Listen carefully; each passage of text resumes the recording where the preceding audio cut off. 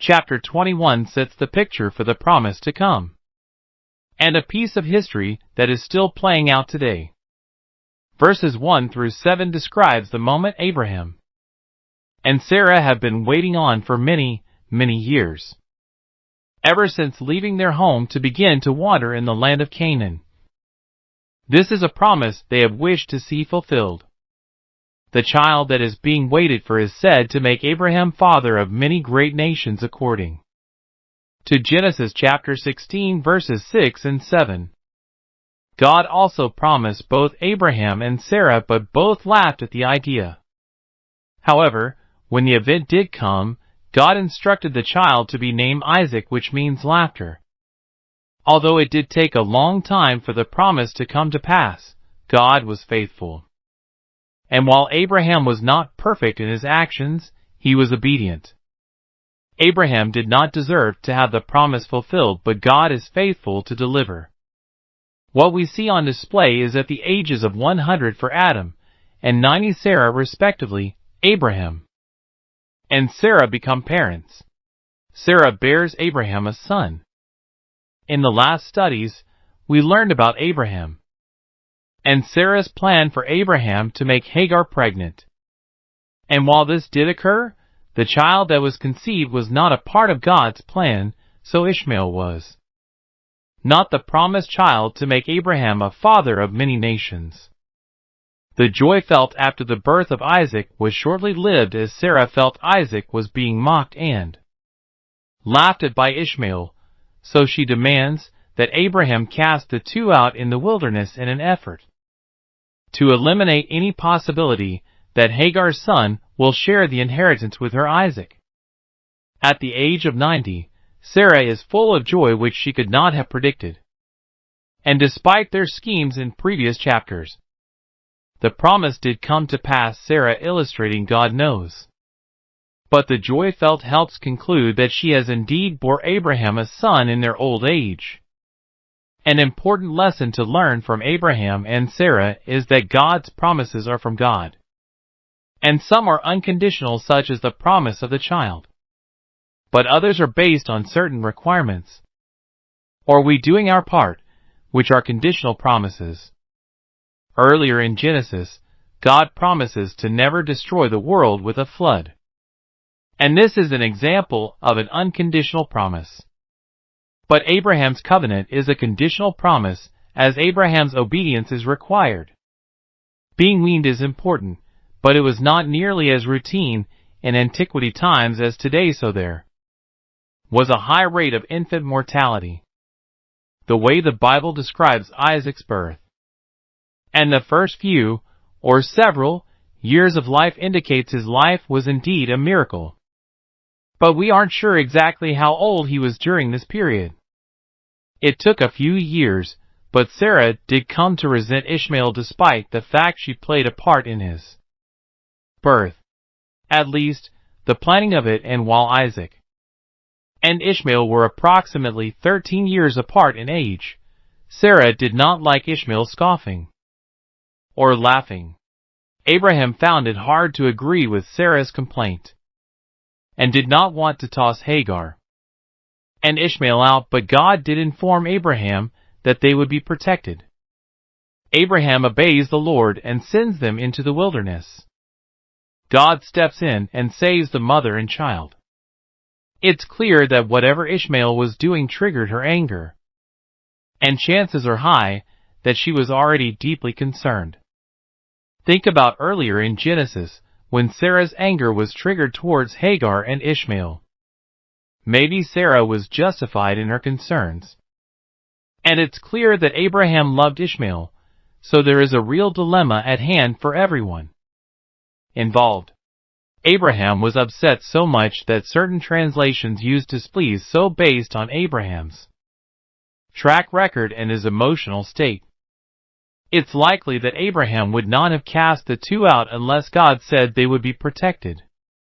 Notice how God tells Abraham to listen to his wife. And this is an illustration how godly marriage is to work together as a team. Listen to each other, and God provides protection. Ishmael was not only protected, But he would be used in a great way because he was Abraham's son, so remember, those around you do matter. Your lineage may be important, but it's not as important as being a part of a godly lineage. The reason God did this had nothing to do with owing anything, but rather, he was Abraham's son, and God had promised to bless Abraham in every way. Hagar is an important figure in the Bible despite how she came about. There are many different beliefs about Hagar, including she was given to Abraham and Sarah by the Pharaoh as a gift or as part of a property transfer. All the way back in Genesis chapter 12, the Pharaoh married Sarah. But he was told that Abraham and Sarah were kin, not husband and wife, but this jeopardized the land. And when learning about the marriage, the Pharaoh returned Sarah to Abraham and sent them away. It is believed this is where Hagar was acquired by Abraham and Sarah. This is a traditional Midrash interpretation, and Hagar would serve as Sarah's handmaiden. But some Jewish scholars suggest she was Pharaoh's daughter, and the Pharaoh gave her to Abram and Sarai as a gift. The situations we just discussed is important because whenever you think you have nowhere to go, and there is no protection for you, just remember Abraham's situation, and how God protected his lineage, even the one outside of God's instructions. Even though Abraham gives the 2 water to take with them, this amount of water would not last long, especially for 2 people. And it was said the skin would hold 3 gallons of water. Hagar found some bushes and put Ishmael under one of them in the shade. Here, we see the water being used up, and Hagar left Ishmael under the shade of one of the shrubs, expecting their soon death in the wilderness. Charles Spurgeon emphasizes, behold, the compassion of a mother for her child expiring with thirst. And remember that such a compassion ought all Christians to feel towards souls that are perishing for lack of Christ, perishing eternally, perishing without hope of salvation. As the 2 cry out, God hears them, and he answers the cries. And God does hear their voices, and bless them because of the seed. The great nation that comes from Ishmael are the Arabic people. And this is what was referred to earlier when in history was mentioned as this situation is being played out still. God provided for Ishmael and Hagar by providing a source of water, but let's not get into semantics or argue about if the source of water was already there, or God created it, because there's no real way of knowing. But we know that God provided water when there was no water before. We can go back to Noah's Ark to illustrate this point. Let's look at what else is happening in the chapter. Abraham meets with King Abimelech. And while this may not be an important event, it's important to note that Abimelech was not the king's name, but a title given, so this was probably the same person spoke of in Genesis chapter 20.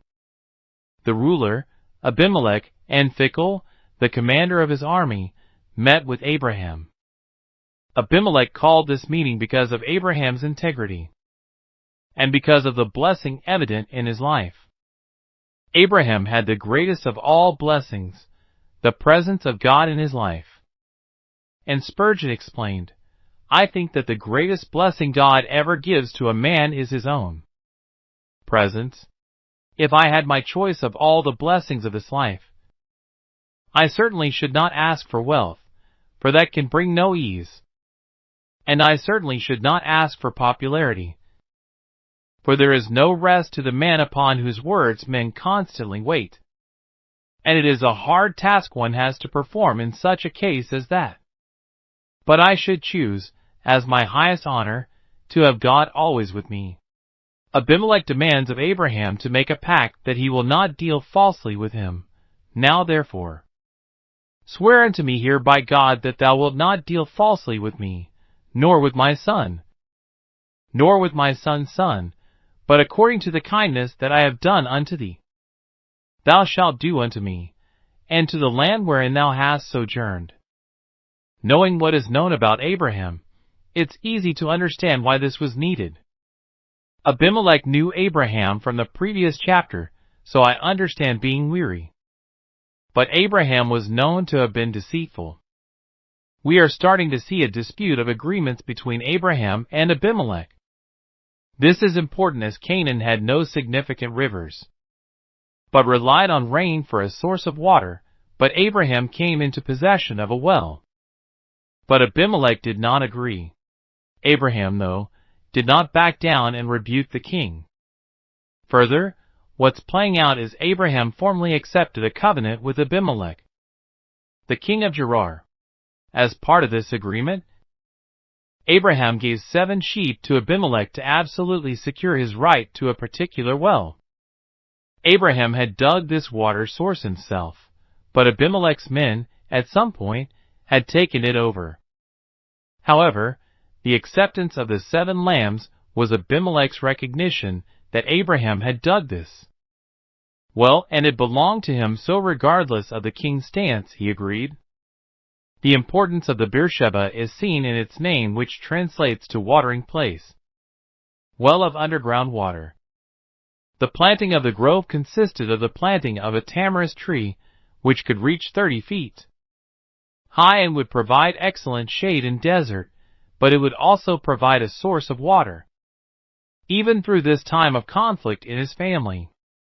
And among his neighbors, Abraham remained steadfast in his walk with God. These situations may seem to be dire, and it was frustrating, as we are told earlier in the chapter.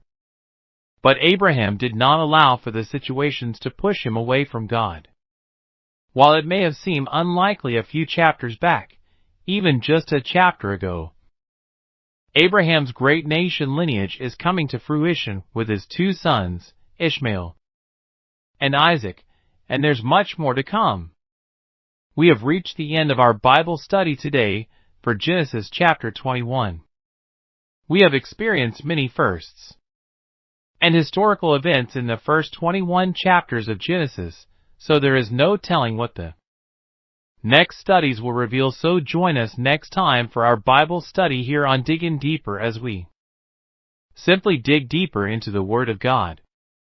I am your host, Billy Ray Parrish, and until next time, thank you for joining us.